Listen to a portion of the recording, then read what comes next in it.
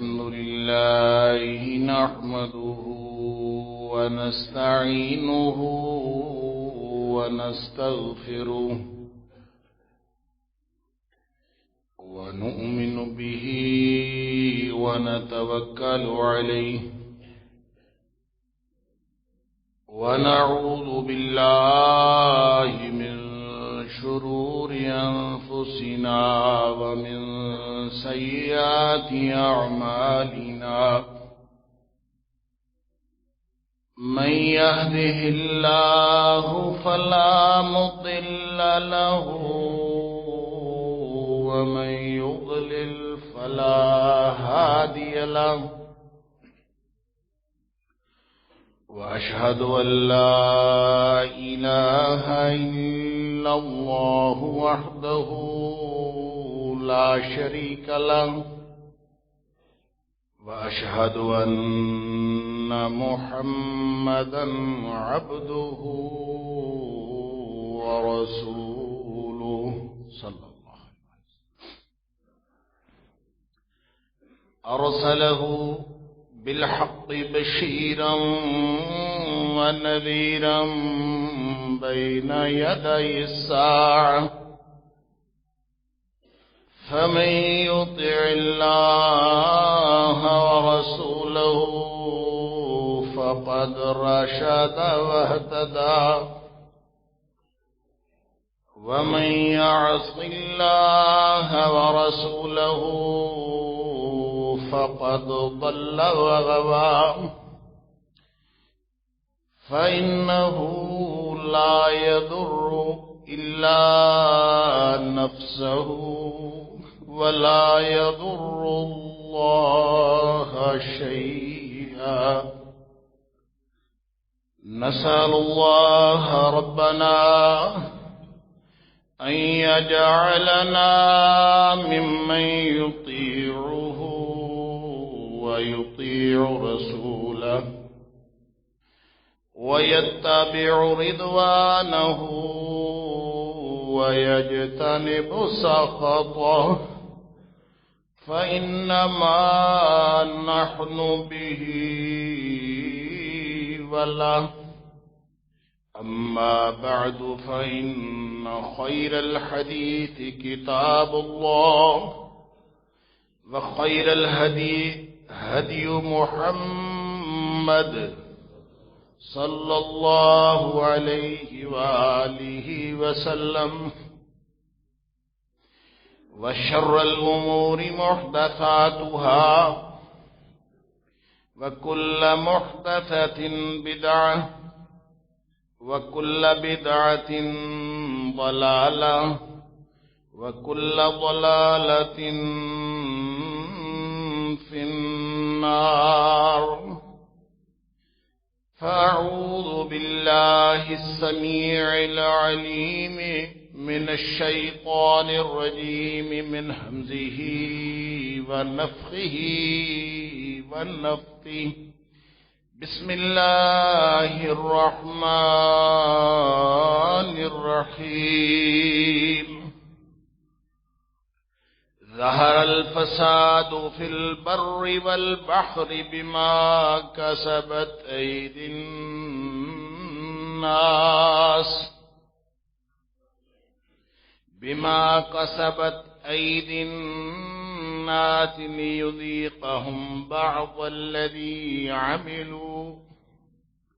ليذيقهم بعض الذي عملوا لعلهم يرجعون.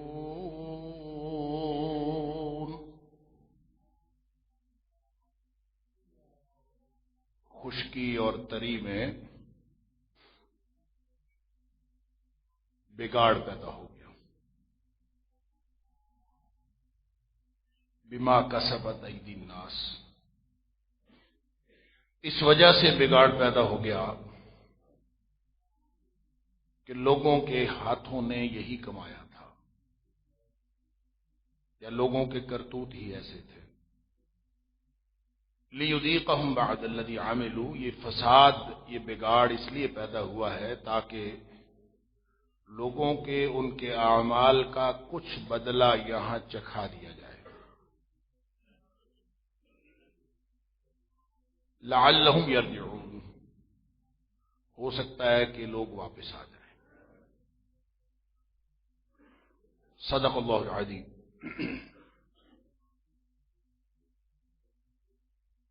اللہ نے یہ سارا کارخانہ قدرت کمال حکمت کے ساتھ اور کمال موزونیت کے ساتھ اور انتہائی اعلی مقصد کے لیے پیدا فرمایا۔ اس دنیا میں کوئی بھی چیز ایک تو بے فائدہ پیدا نہیں کی گئی، پیدا کرنے والے نے اس کو کمال حکمت کے ساتھ پیدا کیا۔ یہ ہو سکتا ہے کہ لوگ اس کی حکمت کو نہ جان سکیں اور اس کی اصل حقیقت تک یا اس کے اصل جو مقصد تخلیق ہے اس تک نہ پہنچ سکیں، لیکن پیدا کرنے والے نے کوئی چیز بے فائدہ، باطل، فضول، بے مقصد پیدا نہیں کی۔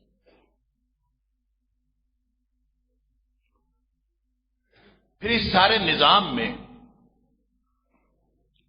جہاں اس نے باقی مخلوقات پیدا کی، اسی میں ایک مخلوق جس کا نام انسان ہے وہ بھی پیدا فرما دیا۔ لیکن انسان کو ایک ایڈمنسٹریٹو رول دے دیا، ایک انتظامی کردار کے ساتھ پیدا کیا، اور اس کو یہ بتا دیا کہ ہم نے تجھے عزت دی ہے، وَلَقَدْ كَرَّمْنَا بَنِي آدم، اور عزت اس لیے دی ہے کہ تاکہ اس ساری کائنات کا جو نظام ہے وہ اللہ کے دیے ہوئے قانون کے تحت، تو اس دنیا میں اللہ کے قانون کے تحت اس پوری نظام کو نہ صرف چلائے بلکہ ان بنیادوں پر قائم رکھے جن بنیادوں کے اوپر اللہ نے یہ بنایا تھا۔ البتہ جب تم اس طرح سے کرو گے تو پھر اس دنیا میں پیدا کی ہوئی ہر چیز تمہارے لیے ہے۔ هو الذی خلق لکم ما فی الارض جميعا، اس زمین پر جو کچھ بھی پیدا کیا ہے وہ اللہ نے تمہارے لیے پیدا کیا۔ یہ کائنات مسخر ہے تمہارے ہاتھ میں، چاہو گے تو سمندروں کو پھاڑ کر تم ان کا سینہ چیر کر اس کے اوپر سفر کر لو گے، چاہو گے تو ہواؤں کو چیر کر اس کے اوپر اڑ جاؤ گے، چاہو گے تو پہاڑوں کی چوٹیاں بھی سر کر لو گے، جو بھی کرنا چاہو گے سب کر لو گے، اس لیے کہ هو الذی خلق لکم ما فی الارض جميعا، اس نے سارا کچھ بنایا ہی تمہارا۔ اب اس کو بنانے والے نے تو کوئی اس میں کوئی ایسی چیز نہیں رکھی، نظم کے اندر، ترتیب کے اندر، سسٹم کے اندر، نظام کے اندر بنانے والے نے کوئی ایسی چیز نہیں رکھی کہ یہ کائنات اپنے جو لکھا ہوا قانون ہے یا جو پڑھایا ہوا قانون ہے یا جو سکھایا ہوا قانون ہے اس کے خلاف کرے۔ اس نے تو اس کے مطابق کرنا، اس لیے کہ ان کو انحراف کا مادہ ہی نہیں ان کے اندر رکھا گیا۔ سورج، چاند، ستارے سب اپنے اپنے مدار میں گھومتے ہیں، سارا نظام اپنے اپنے، سورج جتنا مرضی بڑا ہے ساری دنیا کو روشنی دیتا ہے، لیکن اس کا یہ اختیار نہیں ہے، اس کا یہ مطلب ہرگز نہیں ہے کہ چونکہ وہ بڑا ہے اور چونکہ وہ روشنی دیتا ہے لہذا وہ دنیا میں بدماشی کرتا پھرے۔ اس کا ایک کردار متعین ہے، بس اس سے آگے نہیں جانا۔ اللہ اکبر۔ والقمر قدرناه منازل حتى عاد كالعرجون القديم لا الشمس ينبغي لها ان تدرك القمر ولا الليل سابق النهار كل في فلك يسبحون۔ اپنا اپنا کردار، بڑا ہے یہ چھوٹا ہے، بنانے والے نے بنا دیا، لیکن جب تک وہ اپنے کردار میں نہیں رہے گا یہ کائنات کا نظام نہیں چل سکتا۔ لہذا لا الشمس ينبغي لها ان تدرك القمر، سورج کبھی یہ کر نہیں سکتا کہ وہ اپنا مدار چھوڑ کے چاند کے مدار میں آ جائے کہ آخر میں بڑا ہوں اور چاند بھی تو روشنی مجھ سے لیتا ہے تو کوئی حرج نہیں میں اگر اس کے مدار میں کبھی چلا جاؤں، نہیں۔ کل فی فلک یسبحون، نظام اس وقت چلتا جب سب ایک ایک جزیات کے ساتھ ایک ایک ڈیٹیل کے ساتھ ہر وجود اپنا اپنا کردار ادا کرے تو نظام چلتا ہے، وگرنہ نہیں چلتا۔ ہم جس ماحول کے اندر زندگی گزار رہے ہیں، ہم ارد گرد دیکھیں تو سوائے مایوسی کے کچھ نظر نہیں آتا۔ جس چیز کو دیکھتے ہیں زوال ہے کہ انتہا کو پہنچا، یعنی یوں سمجھے کہ جس چیز کو ہاتھ لگاتے ہیں وہ مٹی بن کے ہاتھ میں آ جائے، اپنا وجود تک برقرار نہیں رکھ سکتے۔ آپ ہماری معیشت دیکھ لیں، سب سے بڑا کرائسس کہتے ہیں دنیا میں معیشت کا کرائسس ہے، اکانومی کا کرائسس ہے۔ ہماری اکانومی کہاں؟ روز ڈرایا جاتا ہے بس ڈیفالٹ ہونے کے قریب ہے، اب بس یہ ہونے جا رہا ہے، اور پیٹرول جو ہے وہ 2000 نہیں 4000 روپے لیٹر بھی ہو سکتا ہے، اور یہ بھی ہو سکتا ہے، اور یہاں پہ بجلی بند ہو جائے گی اور حالات خراب ہو جائیں گے، ڈیفالٹ ڈیفالٹ ڈیفالٹ، روز ڈرا ڈرا کے پتہ نہیں کیا کیا کچھ کیا جائے۔ سیاست دیکھ لیں، ہر دور میں سیاست جو پاکستان کی اور اس بر صغیر اس خطے کی سیاست ہے، اس نے کبھی کوئی اچھے نتائج نہیں دیے، لیکن خاص طور پر جو آج کی سیاست ہے وہ تو غلاظت بن چکی ہے، اس کے اندر تو کوئی حد رہ نہیں گئی۔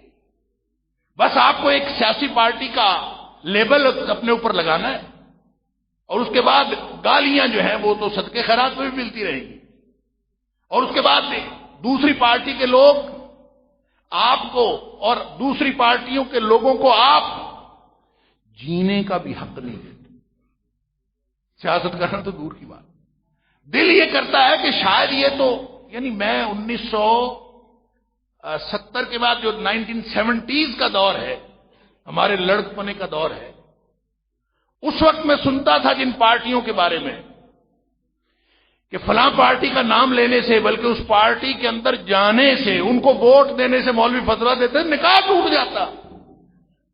پھر کمال ہو گئی، اس وقت بڑی حیرانگی ہوتی تھی، اچھا ایسی بھی کوئی پارٹی ہے جس کو ووٹ دینے سے نکاح ہی ٹوٹ جاتا، اتنا مشکل معاملہ ہے، بندے کا نکاح ہی ٹوٹ جائے، ووٹ دینے کا کیا فائدہ؟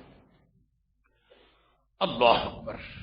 اب پتہ چلا ہے وہ پارٹیاں جن کے ووٹ دینے سے نکاح ٹوٹتا تھا وہ بھی، اور جن کو ووٹ دینے سے نکاح ٹوٹتا تھا وہ بھی سارے ایک پلیٹ فارم پہ۔ کمال نہیں ہو، ایسی غلاظت بھی دنیا میں کبھی دیکھی؟ مسئلہ کیا ہے؟ یعنی میں صرف یہ بتانے کی کوشش کر رہا ہوں کہ زوال جب آتا ہے، فساد جب پھیلتا ہے، بگاڑ جب ہوتا ہے، تو وہ آئسولیشن میں نہیں آتا، وہ کسی ایک حصے پر نہیں ہوتا۔ زوال زوال ہوتا ہے اور قومیں پھر زوال کا شکار ہوتی چلی جاتی، پھر وہ آل اوور ہوتا ہے، پھر وہ اکراس دی بورڈ ہوتا ہے، پھر سارے طبقے اس سے متاثر ہوتے ہیں، چاہے وہ حکمران ہو وہ بھی متاثر ہوتے ہیں، چاہے وہ عوام ہو وہ بھی متاثر ہوتے ہیں، اور چاہے وہ سرکار ہو وہ بھی متاثر ہوتی ہے، جس کو آپ ریاست کہتے ہیں وہ بھی متاثر ہوتی ہے۔ اب ہم جس ملک میں رہ رہے ہیں یہاں ریاست کس چیز کا نام؟ ریاست پاکستان کے خلاف کوئی بات نہیں ہونی چاہیے، باقی جو مرضی کر لے، ٹھیک ہے، بہت اچھی بات ہے۔ ریاست کس چیز کا نام ہے؟ کس چڑیا کا نام ریاست ہے؟ یا کیا ہمارا وزیر اعظم ریاست ہے؟ ہمارا صدر مملکت ریاست ہے؟ ہماری گورنمنٹ ریاست ہے؟ ہمارے سرکاری ملازم ریاست ہیں؟ آپ ریاست ہیں، میں ریاست ہوں، کون ریاست ہے؟ ریاست کے کوئی خلاف بات نہیں ہونی چاہیے، بالکل ٹھیک بات ہے، ریاست ہے ہماری، لیکن کون ہے ریاست؟ کس کا نام ریاست ہے؟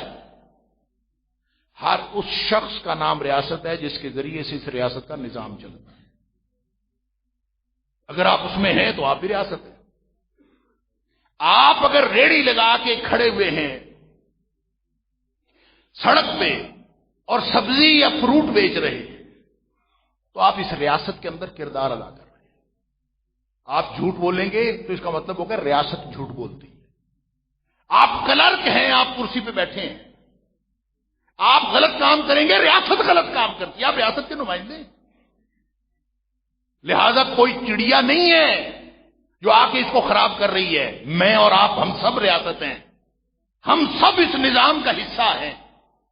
اللہ فرماتا ہے ظہر الفساد فی البر والبحر.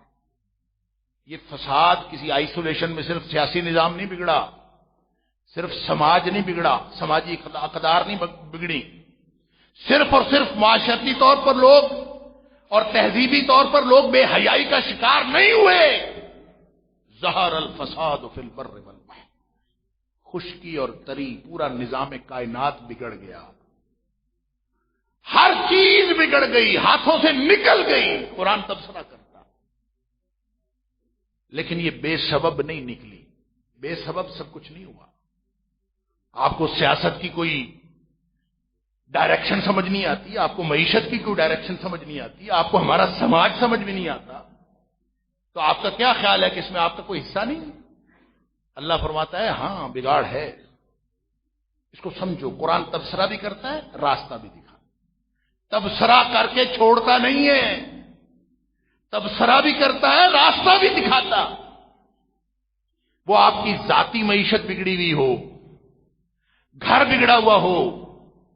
ہم چونکہ مولوی ہیں اور مولوی پبلک پراپرٹی ہوتا ہے، میں ایک عام بات کہا کرتا ہوں عذرائے تفنن، لہذا جس شخص کو بھی مسئلہ ہوتا ہے وہ کوشش کرتا ہے کہ مولوی کے ساتھ تو ڈسکس کر لیا جائے، کوئی حرج نہیں، شاید یہاں سے کوئی بات سمجھ آئے. حیران رہ جاتے ہیں لوگوں کے ذاتی انفرادی گھریلو مسائل. اللہ اکبر. کل ایک لڑکا بیچارہ میرے پاس بیٹھا تھا، اپنے گھر کے مسائل ڈسکس کرتا. میں اس کی باتوں پر مجھے رونا بھی آ رہا تھا، مجھے ہنسی بھی آ رہی تھی، مجھے اس پر ترس بھی آ رہا. وہ کہتا ہے تھوڑا عرصہ ہوا ہے شادی کو، میری بیوی نے میرا جینا حرام کیا ہوا. ریاست نے بگاڑا اس کو، یہ ریاست کا کردار ہے، گورنمنٹ نے کام خراب کیا ہے. اچھا وہ بیچارہ کہے جی مجھے تو اتنا ڈر لگتا ہے اپنی بیوی سے، اس کا غصہ اتنا شدید ہے کہ مجھے ڈر لگتا ہے کہ یہ کوئی کام نہ خراب کر دے، تو مجھے اتنا عرصہ ہو گیا شادی کا، جتنے مہینے ہوگا میں ڈر کے زندگی گزار. کتنی قابل رحم بات ہے. شادی بندہ کرتا ہے، اللہ تعالیٰ قرآن میں کہتا ہے کہ تمہارے درمیان مودت و رحمت پیدا کی. ہن لباس لکم وانتم لباس لہن. یہ تو ایسے ہے جیسے آپ نے رضائی اوپر اوڑھ لی اور ہر چیز چھپ گئی. آپ تو ایک دوسرے کا لباس تھے. یہ ریاست نے بگاڑا ہے، یہ کسی حکومت نے کہا ہے یا کسی لا انفورسمنٹ ایجنسی نے کہا ہے کہ آپس میں آپ نے تعلقات ٹھیک نہیں رکھنے. بگاڑ جب آتا ہے تو ظہر الفساد فی البر والبحر، آل اوور دا ورلڈ. فساد کسی ایک جگہ پہ نہیں ہوتا، وہ ہر جگہ پہ ہوتا. گھر بھی اجڑتے ہیں، قومیں بھی اجڑتی ہیں، تباہ و برباد ہو جاتے ہیں، سب کچھ ختم ہو جاتا ہوا پڑا ہے. اسی کو قرآن نے کہا تھا وَكُنْتُمْ عَلَى شَفَا حُفْرَةٍ مِّنَ النَّارِ. تم آگ کے گڑھے کے کنارے پہنچ چکے تھے. بس اس کے بعد جب آدمی آگ کے گڑھے کے کنارے پہ ہوتا ہے تو اس کے بعد کیا ہے؟ گرنا ہے اور جل جانا، بھسم ہو جانا، ختم ہو جانا. لیکن یہ تو اللہ کا کرم ہوا، فَانْقَذَكُم مِّنْهَا، اللہ نے اسے بچا لیا. سبحان اللہ، کتنا بڑا کرم اللہ کا ہوا کہ آگ کے گڑھے کے کنارے قوم پہنچ چکی ہو. اللہ کو کوئی پرواہ نہیں ہے کہ تم بڑے قدوں والے ہو، تم بڑی طاقت والے ہو، تم کون ہو. قوم عاد، قوم سمود کے تذکرے پڑھ لیجئے قرآن میں. اللہ تباہ و برباد کر دیتا ہے، کسی کو نہیں چھوڑتا. اللہ تعالیٰ نے 6 اقوام، وہ جو عالم عرب کے اندر جن کے قصے مشہور تھے، اللہ نے قرآن میں بار بار ان کا ذکر کیا ہے کہ ان کی تباہی و بربادی دیکھ لو. وہ تباہ و برباد ہو گئیں، نہ اس پہ آسمان رویا، نہ کوئی زمین میں زلزلہ آیا، کچھ بھی نہیں ہوا. اللہ نے قومیں تباہ کر دیں، صرف تاریخ میں اس کا نام رہ گیا، ختم ہو گئیں.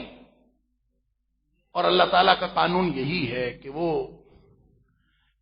جب آگ کے گڑھے کے کنارے پہ پہنچے ہوئے ہیں تو یا تو واپس آ جائے اور یا گر جائیں. اور تو کوئی، یعنی یہ آدمی گڑھے کے کنارے پہنچا ہوا ہو تو زیادہ دیر تو یہ سچویشن نہیں رہ سکتی. اگر وہیں پہ کھڑا ہے کنارے پہ تو یہ تو زیادہ دیر نہیں چلتا، یا گرنا ہے یا واپس آنا ہے.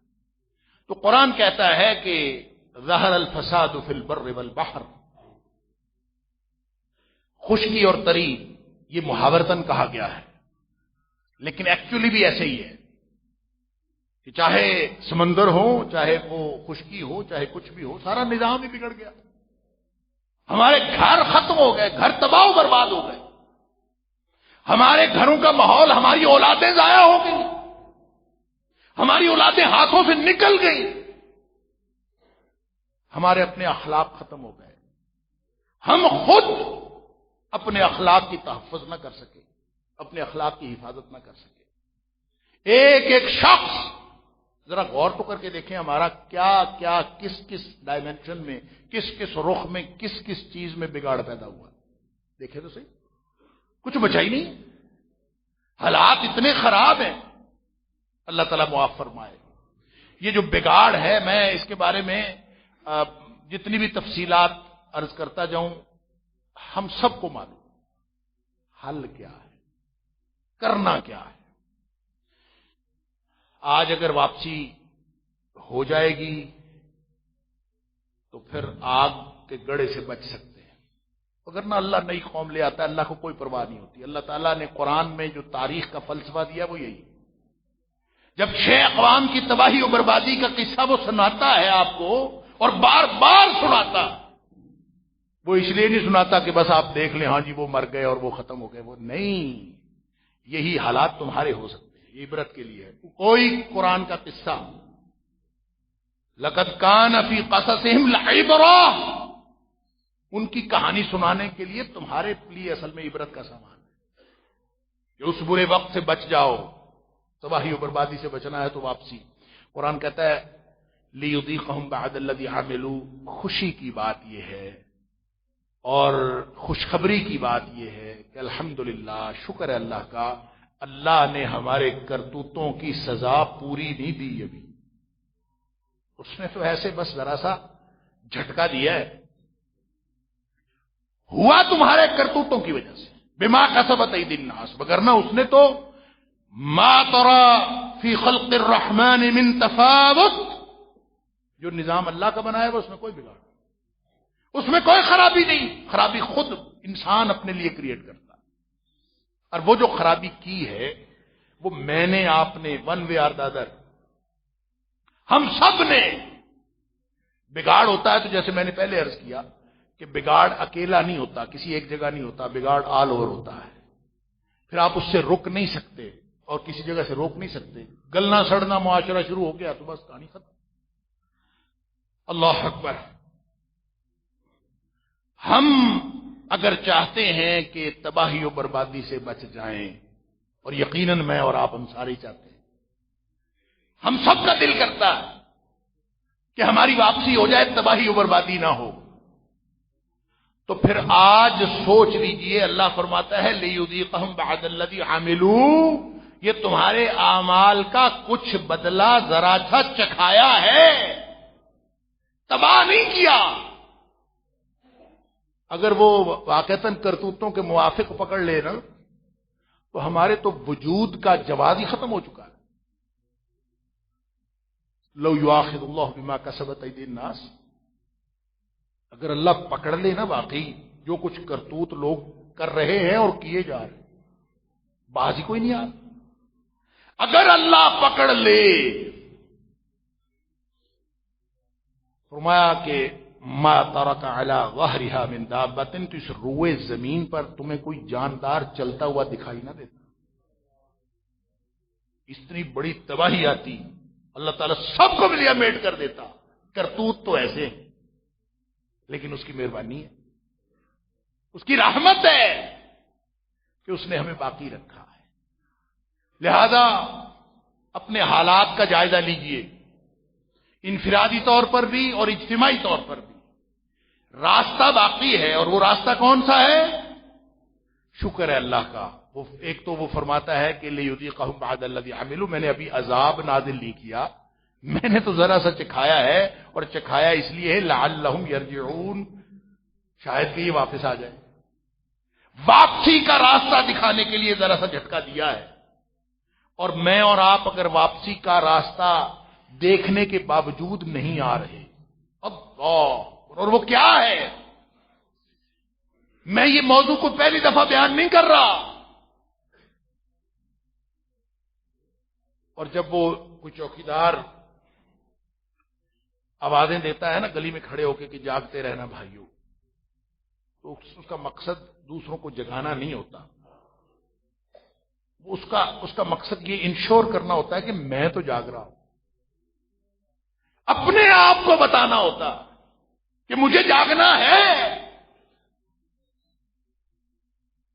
موت تو سر پہ کھڑی کسی بھی وقت آ سکتی ہے، تباہی و بربادی آئے نہ آئے، موت من مات فقط قامت قیامتہ، ابھی چند لمحے بعد ہماری موت آ سکتی ہے، یہاں سے اٹھنے سے پہلے آ سکتی ہے، ہو سکتا ہے مسجد سے باہر نکلنا نصیب نہ ہو، جو سانس اندر گئی ہے باہر نہ آئے، باہر گئی ہوئی اندر نہ آئے، ایک لمحے کی مہلت نہ ملے، تو جو مہلت ملی ہوئی ہے غنیمت ہے نا۔ وہ فرماتا ہے میں نے اس لیے دیا لعلہم یرجعون، واپسی کا راستہ بھی دیا، تبصرہ تجزیہ کر کے واپسی کا راستہ دکھایا بھی ہے، اور واپسی کے لیے موقع موجود ہے، اگر کسی نے واپس آنا ہے تو ابھی آ جاؤ، نہیں آنا تو پھر دھکے کھاؤ، پھر انتظار کرو، فتربصوا حتی یاتی اللہ بامرہ، پھر انتظار کرو اللہ کا حکم کب آتا اور آنے والا ہے۔ تباہیاں اور بربادیاں جب آتی ہیں قوم واپسی کا، کہیں تو ہم دیکھیں کہ ہاں واپسی شروع ہو چکی ہے، اور واپسی کا معیار کوئی کسی کے اوپر توقع نہ رکھیں، کسی کی طرف نگاہ نہ رکھیں کہ وہ یہ کرے گا، آپ ہیں ذمہ دار، میں ہوں ذمہ دار، ہم ذمہ دار ہیں۔ کیا ہم نے واپسی کا سفر شروع کر دیا ہے؟ اگر ہم نے اپنے کرتوت چھوڑ دیے ہیں، ذرا کیلکولیٹ کر لیں، پچھلے ایک مہینے میں کتنے گناہ چھوڑے ہیں، کتنی نیکیاں شروع کی ہیں، کتنی بد اخلاقیاں ختم کی ہیں، گن لیں، اپنا محاسبہ ہم سب کر لیں، میں اپنا کرتا ہوں، آپ اپنا اپنا کر لیں۔ اگر تو پچھلے ایک مہینے میں، پچھلے ایک ہفتے میں، پچھلے ایک دن میں، آج صبح سے لے کر اب تک میں اگر ایک بھی برائی چھوڑی ہے اور ایک بھی کسی اچھے اخلاق کو اپنایا ہے تو انشاءاللہ امید کی بات ہے واپسی کا سفر شروع ہو چکا ہے۔ اور اگر یہ نہیں ہے نا تو پھر آج فکر کر لیں، پھر تباہی و بربادی ہمارے ساتھ پہ کھڑی ہے، کوئی اور طریقہ نہیں۔ لوگ کہتے ہیں قیادت کا فقدان ہے، جی قیادت کا فقدان، اور بھائی قیادت کا فقدان تمہیں جھوٹ بولنے سے، تمہیں سچ بولنے سے کون روکتا ہے؟ جھوٹ بولنے پر کون مجبور کرتا؟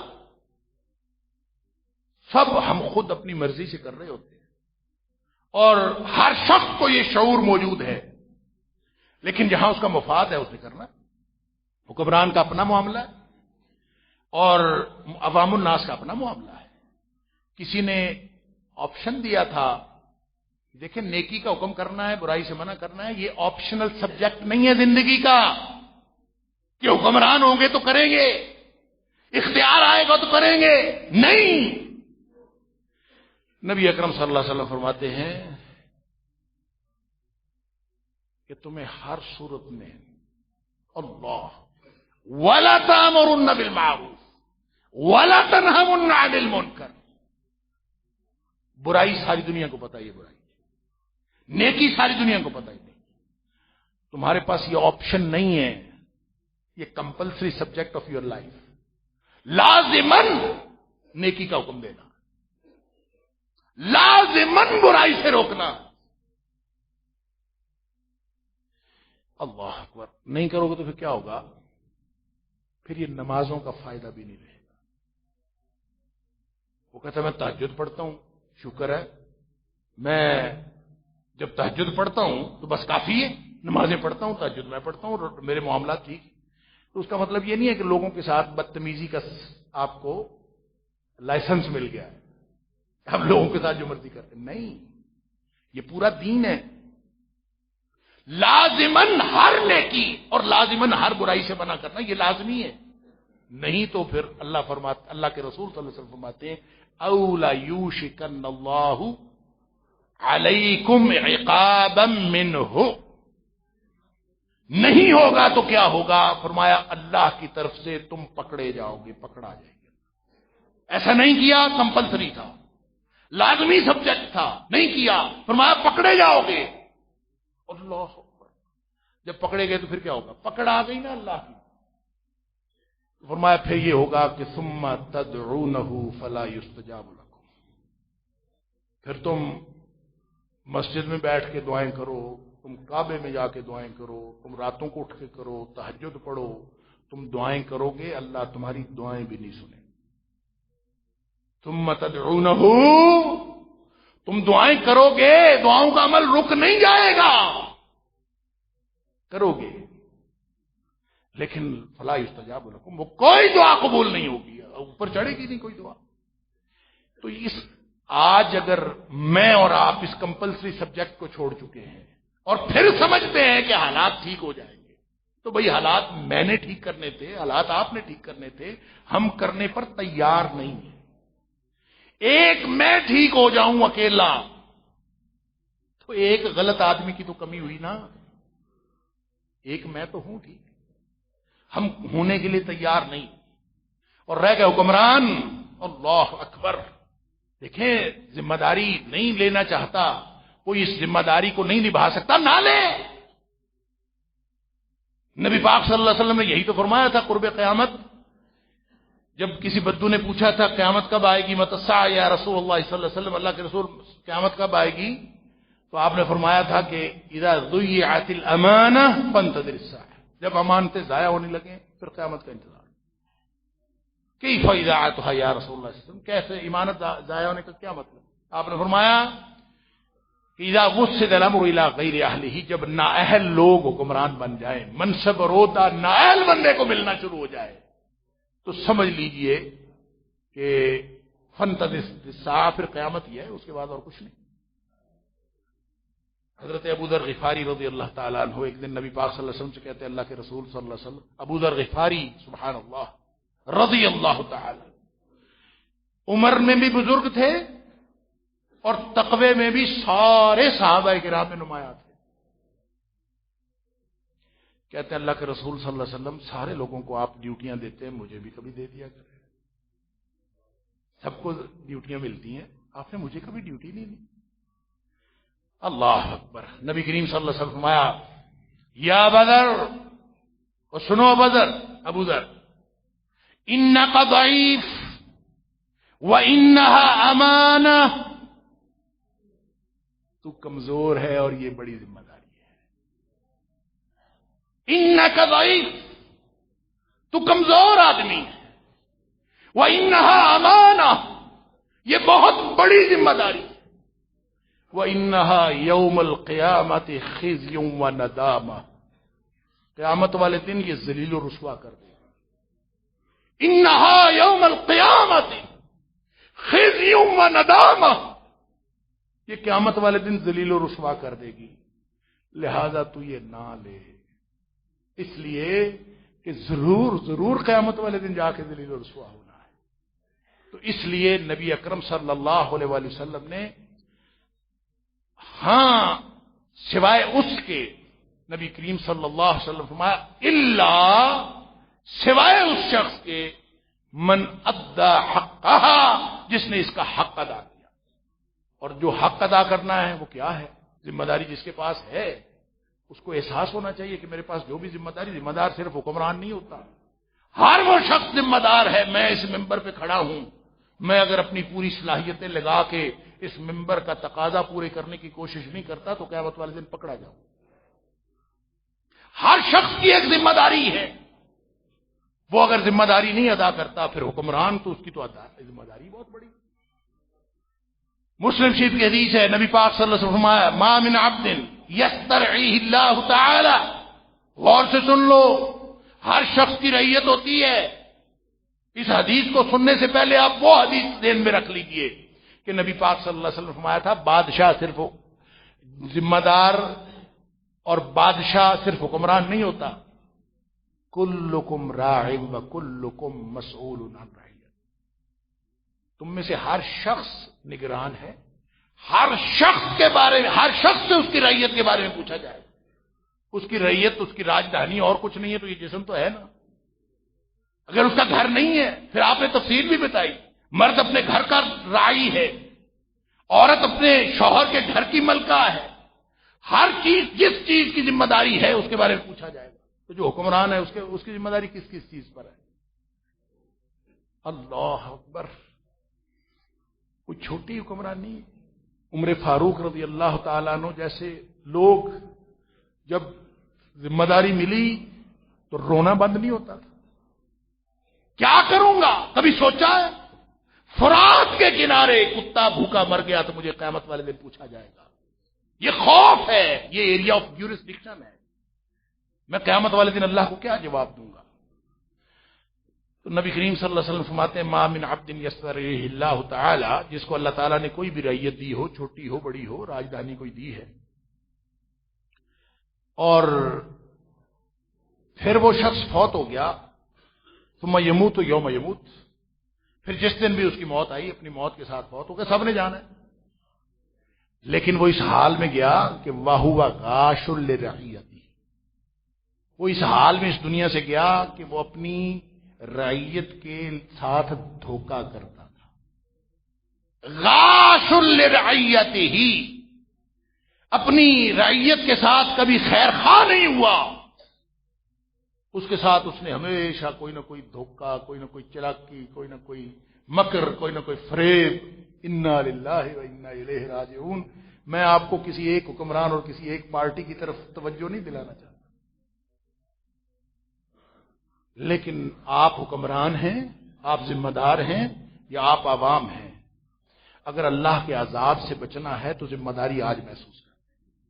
فرمایا اگر وہ اپنی رعیت کے ساتھ کسی بھی حوالے سے بدخائی کرتا تھا، غاشن، غاش کا معنی دھوکے باز بھی ہو سکتا ہے، مکر کرنے والا، فریب کرنے والا، کوئی بھی آپ معنی کر لیں، چلاکیاں کرنے والا، تو یہاں تو ہم 75 سال ہو گئے چلاکیاں ہی تو ہم بھگت رہے ہیں لوگوں۔